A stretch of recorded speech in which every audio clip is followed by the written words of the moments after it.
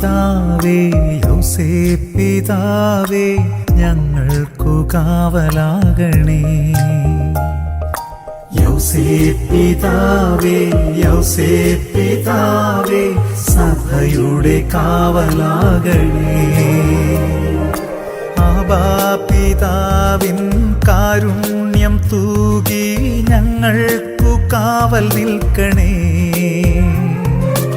ഈശോതൻ സ്നേഹമേകണേ. യൗസേപ്പിതാവേ യൗസേപ്പിതാവേ ഞങ്ങൾക്കു കാവലാകണേ. യൗസേപ്പിതാവേ യൗസേപ്പിതാവേ സഭയുടെ കാവലാകണേ.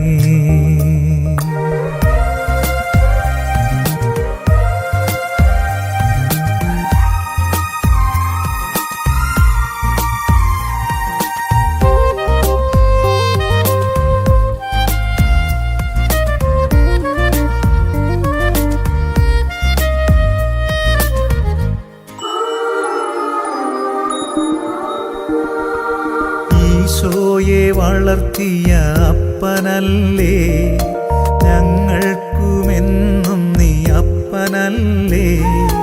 ഈശോയെ വളർത്തിയ അപ്പനല്ലേ, ഞങ്ങൾക്കുമെന്നും നീ അപ്പനല്ലേ. ഈശോയെ കാണാതെ പോയപ്പോൾ വ്യഥയോടെ തേടിയ സ്വർഗീയ കരുണയല്ലേ. ഈശോയെ കാണാതെ പോയപ്പോൾ വ്യഥയോടെ തേടിയ സ്വർഗീയ കരുണയല്ലേ. ഞങ്ങൾക്കു കാവലാകണേ. യൗസേപ്പിതാവേ യൗസേപ്പിതാവേ ഞങ്ങൾക്കു കാവലാകണേ. യൗസേപ്പിതാവേ യൗസേപ്പിതാവേ സഭയുടെ കാവലാകണേ.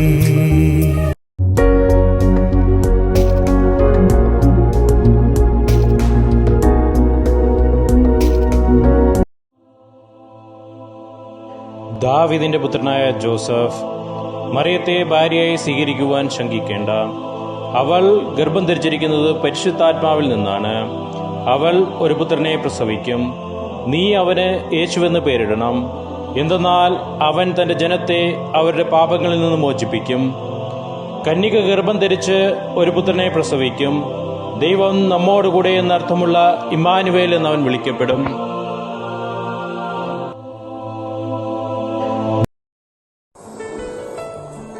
ഞാനിപ്പോൾ എന്താണ് കേട്ടത്? അത് ദൈവത്തിന്റെ സ്വരമായിരുന്നു. അതോ അക്കാര്യം ചിന്തിച്ചിരുന്നത് കൊണ്ട് എനിക്ക് തോന്നിയതാണോ? അല്ല, തോന്നിയതല്ല. ആ സ്വരം ഞാൻ വ്യക്തമായി കേട്ടതാണ്. ഇപ്പോഴും അത് എൻ്റെ ചെവികളിൽ മുഴങ്ങുന്നു. അങ്ങനെ പരിശുദ്ധാത്മാവിനാൽ ഗർഭിണിയാകുവാൻ സാധിക്കുമോ? വിവാഹത്തിന് മുമ്പ് ഗർഭിണിയായ ഭാര്യയാണ് എനിക്കുള്ളതെന്ന് അറിഞ്ഞാൽ സമൂഹം മുഴുവൻ എന്നെ കളിയാക്കിയില്ലേ? അവളുടെ സ്ഥിതി അതിലും കഷ്ടമാവുകയില്ലേ?